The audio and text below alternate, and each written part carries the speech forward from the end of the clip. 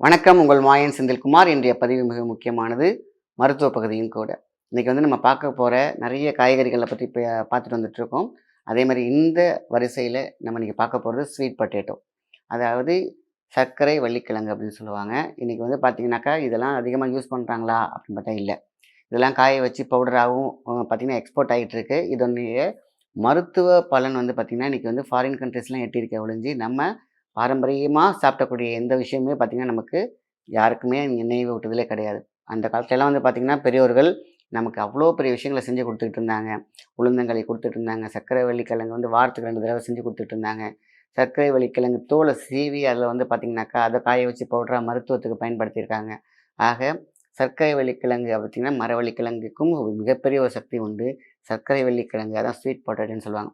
பூமியில விளையிறதுனால அது கேஸ்ட்ரிக் அப்படின்னு நினைக்கிறாங்க. இல்ல, பூமியில விளையிறது எல்லாமே கேஸ்ட்ரிக் தான். ஏன்னா, அது பூமி அஸ்திரத்துக்குள்ள வருது. ஆக பூமிக்கு கீழ இருக்கக்கூடிய வேர், கடலையாக இருக்கட்டும், அது கேஸ்ட்ரிக்ல இருக்கும். ஆனா, எல்லாமே பார்த்தீங்கன்னா, நன்மை பயக்கும். அதாவது உடம்புக்கு பஞ்சபூதத்தில காத்தும் முக்கியம்.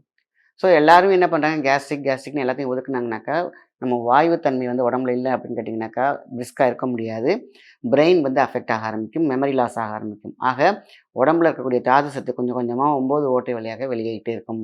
பஞ்சபூதம் இயக்கத்தில் சரியாக இருந்தால், நம்மளோட உடல் ஆரோக்கியமாக இருக்கும். அப்படிப்பட்ட உடம்புல எல்லா வகையான தாது சத்துக்களையும் கொடுக்கக்கூடிய ஒரு மிகப்பெரிய ஒரு காய்கறி என்னன்னு கேட்டிங்கனாக்கா, காய் என்னன்னு கேட்டிங்கன்னா, ஸ்வீட் பொட்டேட்டோ.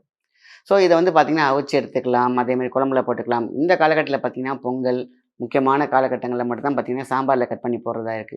ஸ்வீட் பொட்டேட்டோங்கிறது சாதாரண விஷயம் கிடையாது. அது பார்த்தீங்கன்னா, ஆதிரூப சக்திகளை கொண்டது. அதனால தான் பஞ்சபூத சக்தியை உடம்புல இருக்கக்கூடிய வாதம், பித்தம், கபம் இது பார்த்தீங்கன்னா, இன்னைக்கு சுகர் பேஷண்ட்லாம் இத எடுத்துக்கலாமா? வேணாமான்னு கேட்டுக்கிட்டு பயந்துட்டு இருக்காங்க. இத பாருங்க, இதே ஃபாரின் கண்ட்ரில காய வச்சு பவுடர் ஆக்கி நம்ம மில்லட்ஸோட சேர்த்து சேர்க்கும்போது சுகர் கட்டுக்குள் வருகிறது.